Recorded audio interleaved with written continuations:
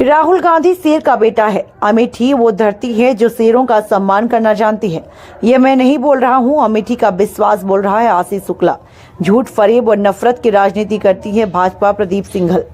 बेटुआ block में लोकसभा चुनाव को लेकर कांग्रेस नेता सूर्यभान तिवारी की अगुवाई में हारीपुर बाजार में किसानों नौजवानों के हक हेतु एक बड़ी बैठक कांग्रेस पार्टी द्वारा आयोजित की गई, जिसमें सैकड़ों की संख्या में ग्रामवासी किसान पहुंचे। तो वहीं कांग्रेस के जिला अध्यक्ष प्रदीप सिंघल किसानों और नौजवानों को संबोधित करते हुए कहा कि भाजपा झूठ, फरेब और नफरत की राजनीति करती है। इससे अमेठी की जनता इस बार मुंहतोड़ जवाब देने के लिए तैयार है। वहीं लगातार हमारा कांग्रेस परिवार बढ़ रहा है और लोग कांग्रेस पार्टी से जुड़ रहे हैं।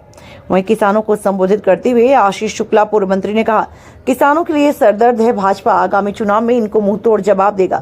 किसान, नौजवान और कांग्रेस नेता सूर्यभान तिवारी ने आए हुए अतिथियों का आभार प्रकट किया और कहा कि हम अपने कांग्रेस पार्टी से के लोकसभा प्रत्याशी को जिताने के लिए संघर्ष करेंगे। इस बैठक में लोगों ने अमेठी सांसद स्मृति ईरानी पर जमकर तंज कसा।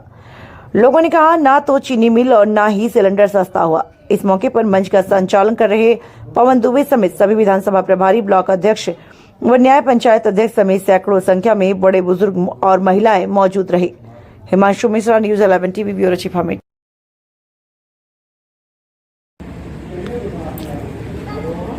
और ब्लॉक के दूर दराज गांव और पूर्वों से आए हुए हमारे सभी बुजुर्ग, नौजवान साथी, माताओं एवं बहनों,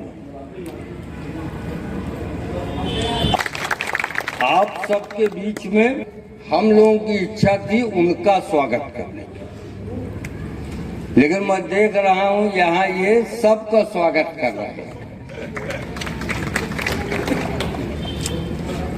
चुनाव का वक्त है, तमाम लोग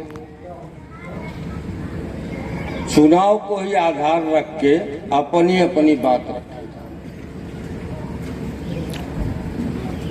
हम लोग काहे लिए करते हैं और हमारी आपकी असली हैसियत क्या कर रहे हैं, तो किसी का कैमरा चलने लगा। ये भी अगर अपने गिरबान में झांक के देखेंगे तो भी एक किसान के बेटे हैं। हम आप सरकारें चुनते हैं, अपना प्रतिनिधि भेजते हैं कि हमारे आर्थिक स्तर का उत्थान होगा, हमारे सामाजिक स्तर का उत्थान होगा और हम खुशहाली का जीवन व्यतीत कर सकेंगे, अच्छी शिक्षा दे सकेंगे, अच्छा कपड़े पहना सकेंगे।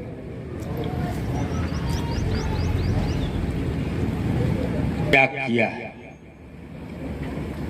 शर्म नहीं आती उनकी ये बात सुनकर। हम आप इतने बड़े कायर हो गए हैं कि अपनी वास्तविक स्थिति किसी के सामने नहीं रख सकते, और अगर कोई हमारे आपके बीच में आकर जिंदा दिली के साथ झूठ को साबित करने का काम करता है तो उसको हम आप मुंहतोड़ जवाब नहीं दे सकते। क्या ये हमारी आपकी कायरता नहीं कही जाएगी?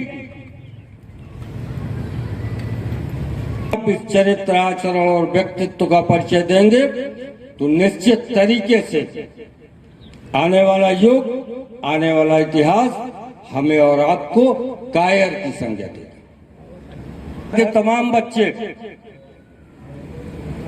अगर रुपए पैसे से संपन्नता थी, पढ़े लिखे थे, तो बड़े शहरों में जाकर कहीं नौकरी कर लिया करते थे।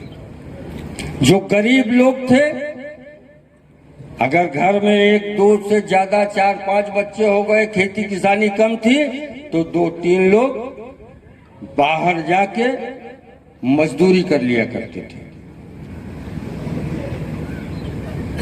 कुछ न कुछ घर में आय का स्रोत बढ़ जाता था। जो अपने बुजुर्ग माता पिता की सेवा कर लेते थे। 10 सालों में क्या हुआ, जो बाहर के कल कारखाने थे वो बंद हो गए। हम आपके भाई, हमारे आपके बेटे जो मजदूरी करने के लिए बाहर गए थे, वो वापस गांव में आ गए। किलो की खाद की बोरी जो मिलती थी, उसका वजन 40 किलो कर दिया गया और माननीय प्रधानमंत्री जी की फोटो उस पे लगा दी गई। हमें आपको नहीं दिखता है? आपके मजदूर भाइयों को बरगलाया जाता है कि 5 किलो राशन फ्री में। लोग यहाँ पे बैठे हैं, कोई प्रधान रहा है, कोई जिला पंचायत सदस्य रहा है, कोई एक समाज का जागरूक प्रहरी और पढ़ा लिखा व्यक्ति भी है यहाँ पे। ये 5 किलो राशन दे के बताते हैं कि मैंने फ्री में दिया। आप सबसे जानना चाहता हूं कि आज के बाजार मूल्य से ज्यादा से ज्यादा 100 रुपए के कार्ड पर 35 किलो राशन मिला करता था और 90 रुपए और 102 रुपए सिर्फ मजदूरी के चार्ज आपसे लिए जाते थे। तो अगर उस 35 किलो राशन का दाम आज के बाजार भाव से आप जोड़ लें तो कितने का हो गया? 700 रुपए का। तो भैया आपने मजदूरी दे दिया तब भी आपको 600 रुपए मिले। 600 रुपए की आपकी जेब की कटौती करके अपनी पीठ ठोकने का काम केंद्र से प्रदेश तक ये सरकार कर रही है। मैं 5 किलो राशन फ्री में देता हूँ।